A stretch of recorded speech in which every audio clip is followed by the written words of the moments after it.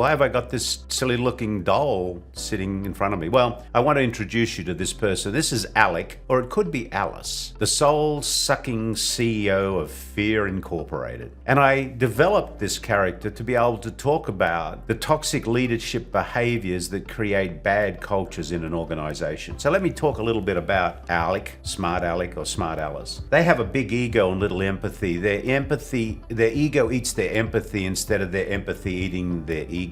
They're a micromanager. They've got to have their fingers in everything. They're nowhere close to being a coach. They want to be that micromanager. They think they're corporate royalty. They think they're an entitled person because they now have this VIP position. They kind of like a fear-based culture. They're a master of control. If they're not in control, they don't feel secure. They know all the answers, even the wrong ones. They don't value learning. They must always be right. They hate feedback, avoid accountability, and blame others. And you know what? Then someone who doesn't always keep their commitments. But if you want to be a servant leader in an organization, here's something to think about. Servant leaders love and involve their people. They're always in servant leadership mode. They're expected to be competent and they love learning. Again, great leaders are great learners and great teachers. They are connected. They spend a lot of time in that's what I call the stinky locker room, where the real business happens on the floor with their people. They love learning moments. And I've talked